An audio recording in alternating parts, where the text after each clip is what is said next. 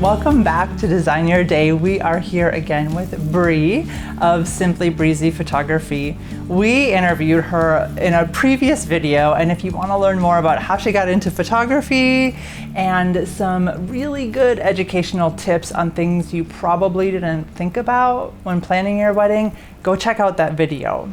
Today we're talking about trends. This is the fun thing. So glad we're back here, Bree. Thanks again. So excited. Yes. So tell me, so you've been doing wedding photography for a handful of years, and in that time, you've seen things change. Yes. What do you see up and coming as far as trends in photography? So over the years, I have learned a few really great trends that I've loved and a few really recent ones that not only can you add to your timeline to make it more customized to your wedding day, but also save you money as well. So that's always great. Okay, so the first trend that I've been noticing lately that's really great for saving money is doing a fake exit. So basically what this is cutting your exit. Instead of doing it at the very end of the night, you move it a couple hours before the end.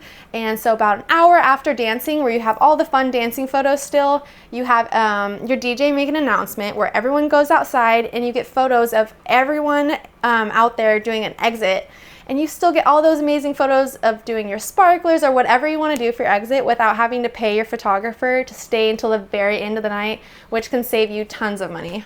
That is such, I have never heard of that before. And so I'm wondering though, with brides and the whole flow of the evening, does it interrupt or jar any of the flow? Like do the guests think, oh wait, what, we're leaving now? And then what?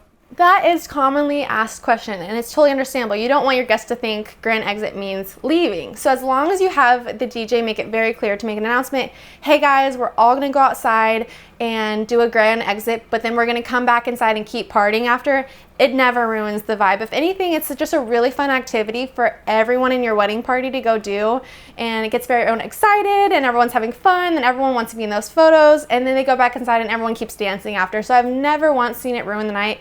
If anything, it's a great way to have everyone in your wedding be in those grand exit photos, because sometimes if your wedding goes until really late hours, you won't have everyone in your wedding but be in those photos. So this is a great way to include everyone. You know what, speaking of that too, I just thought of this, like, it's like one thing where everybody is doing it together. Yes. Besides like you walking down the aisle where everybody's looking at you, it's to bring some cohesiveness and like everybody's doing this one activity. So fun. Yes, great. So, definitely recommend that one. The next one would be for couples who want to have like a little private moment before the ceremony, seeing their significant other, but they don't necessarily want to see that person.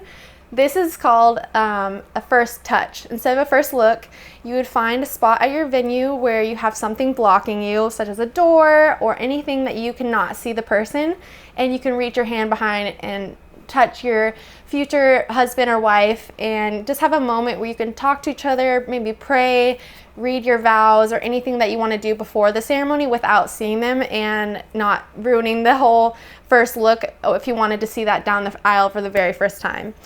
Yes. I love that too, because that brings sort of this more traditional aspect of this first time seeing your bride for the very first time. It brings it back to modern. Yes. So my third tip would be a private last dance, and this is just a great way to really soak in all of the like emotions and everything from your wedding day, because everything can be very hectic, as you know, on a wedding day. You're talking to everyone, you're really trying to spend as much time with your guests as possible, that sometimes you don't get as much time with your newly wife or husband as you normally would like. So this is a great time to spend just the two of you guys doing a last dance, and everyone's outside getting ready to do the exit, and you just do a dance with just the two of you, and you can totally soak in the last emotions of the day. And I always love this. It's just very special, so I definitely recommend that as well.